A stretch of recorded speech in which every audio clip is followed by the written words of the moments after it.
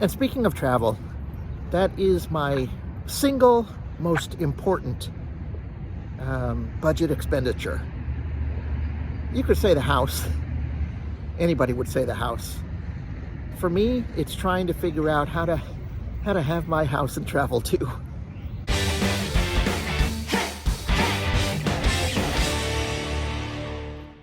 Good morning from gorgeous Pittsburgh, Pennsylvania. Oh my God, if they told me it was going to be 60 degrees, which it will be today, in February, I think I would have moved here years ago. So my friend, she's been nudging me to do a video about tipping culture in America as compared to China, compared to maybe the rest of the world. If you are new to my channel, my name is Jesse, and last summer I moved to Pittsburgh from China, where I've spent the last 7 years teaching English at universities there. And so tipping culture. To be honest, I've been trying to avoid doing this video because I didn't think it was all that interesting. Check that. I had been teaching for 7 years in China until I came back this summer. It's funny, I'm always correcting my students here at Pitt University about that nasty past participle, and here I go making the same mistake. Yeah, so tipping culture. I've kind of been trying to avoid this topic. You know, it's been done so many times recently, the expansion of tipping culture and all that. But for my essays that I assigned essays about one part of American culture. I have classes of all international students, and this semester almost all of them are Chinese. And talked about writing about something about American culture that is challenging for you, difficult for you. And I've got some great essays coming in. I've read the first drafts, but a couple of them wrote about tipping culture, which, you know, I hope is not the biggest challenge for them when we're talking about American values and living in America, but, you know, if it is, good on them. One of the guys wrote about his first time encountering tipping culture. He went into a restaurant. It was a Chinese restaurant here in Pittsburgh, and you know, had the meal, left, and then the server, also a Chinese born, ran after him, and you know, basically at first demanded, why didn't you tip me? And then explained that in America we've got this tipping culture, blah blah blah. Yeah, I could see that being quite an experience for someone who's not in the know. Look, in China, as with most countries in the world, it's very comforting to know that you look on the menu, you see a price, that's what you pay. There's not going to be taxes after that, that's always already included, and there's not going to be tipping. And so, yeah, tipping culture in America, I basically hate it, and I hate it as one of my students wrote. The other student was, you know, really taking the labor approach, saying that it is unfair for the proprietor of a restaurant to put the burden on the server to get what should be, I'll just say, a living wage, even though it probably doesn't work out to be a living wage even with the tip. So an unfair system from a macroeconomic view. Maybe that's a labor issue view. I totally agree. I think the tipping culture, you know, is crap. But again, I also have, you know, read and seen this topic hashed over a million times.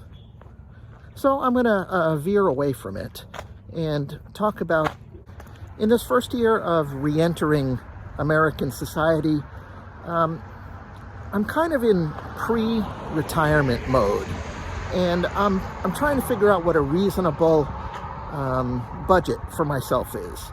You know, just everyday expenditures, every monthly expenditure that I will encounter. I'm trying to figure out a baseline, an average, trying to figure out a budget. I mean, I've only been here, well, now it's been, I don't know, coming on 8 months.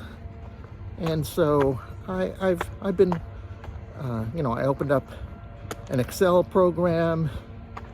I'm, you know, budgeting that way from kind of the, what is it? Top down, bottom up? How much I actually spend? I don't know, arbitrarily set a $30 a day budget for all my everyday expenditures. You know, mostly that's food, but it's also, you know, the other things you shop for, toiletries, sundries, light bulbs, the occasional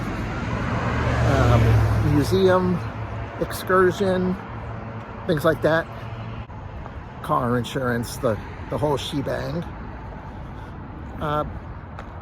And it's been, well, it's been disappointing because of the inflation and price change since I last lived here 7 years ago, 8 years ago. But I do think that it's good for me to do this pre-retirement practice, to realistically understand how much I will need in retirement. When I first got into my house months ago, you know, I put out a lot of money for sofa and bed and, you know, other things going on with a new house for me. But now things are settling down, and I would like to get to about a year under my belt to figure things out. I think for the past 3 months, my gas bill has been, you know, more or less $150, which, I don't know, is it high? I don't know, but it's real. It's like I always say about travel. If you never go, you'll never know. And it's the same with my budget. If I don't write it all down, if I don't, you know, see the actual realistic situation, then I'll never know. And speaking of travel, that is my single most important budget expenditure. You could say the house. Anybody would say the house. For me, it's trying to figure out how to have my house and travel too. I'm going to head into the office, the Cathedral of Learning, and I'll yap at you guys in a little while. I'm back. I am back. Just had no classes today, just one-on-one writing conferences about their first drafts of the essays, and I gotta tell you, that's my favorite part of this job.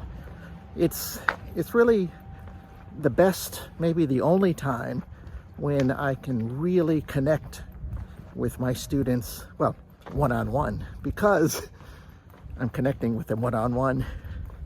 I'm not exactly sure if what I said was correct. I think the best part of my job is summer's off. And so now, although it's, you know, midway through the spring semester, I am seriously planning getting back to China this summer to see summer, and yeah, that's the next big thing. And it's also a tricky thing to budget as I try to figure out this whole retirement budget. One of my monthly line items, I guess a sinking fund, is socking money away for my travels. But I don't really have a number for this. It's just basically, you know, whatever I have left, I put that in a separate checking account. Whatever I have left at the end of each month. Plus, I've got a little happy bonus waiting for me when I get to China. In addition to getting to see summer, I have pay from last year when I taught at Wuhan University. If you never worked in China, if you've never taught in China, if you've never taught at a university in China, they've got this really wonky system. Wonky? That's probably not the right word. So the teachers, we get paid in 2 separate baskets at Wuhan University. One is our base pay, and one is our teaching hours pay. How many hours we actually teach each semester. And the entire year of teaching, it's really strange. On a calendar year from Chinese New Year to Chinese New Year, so basically February to February, not aligned with the school year, you get paid. You get paid your teaching hours, and I don't know if this is exactly true or not, but the way I understand it is because of the importance of Chinese New Year, this is kind of a forced saving system. This is just the way I see it. A forced saving system because people need a lot of money when they celebrate the Spring Festival, the Chinese New Year. So everyone gets this huge lump of cash. Hold on.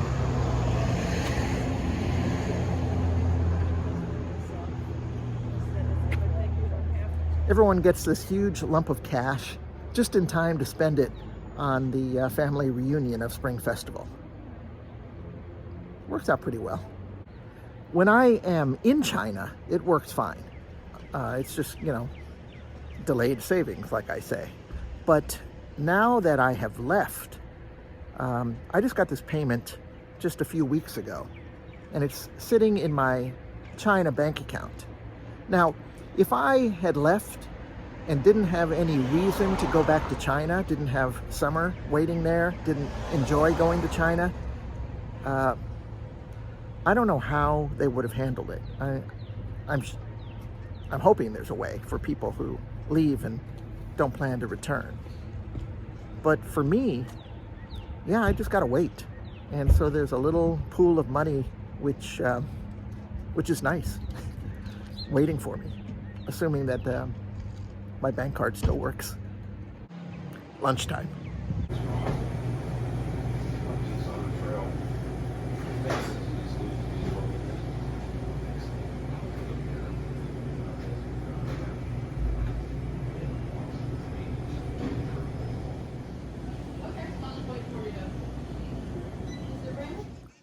Okay, lunch sorted. Cup of soup, slice of pizza, $5.34. My stomach and my budget are very happy.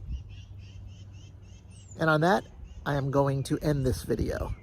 Such a gorgeous day. I am going to continue my walk and then get over to a coffee house and do some prep work. Yeah, good, beautiful day here in Pittsburgh. Yeah, really want to thank you guys for watching. If you have a comment, please drop one below. And don't forget, press the like button. Finally, if you haven't already subscribed to my channel, subscribe. Catch you guys later. See ya. Bye.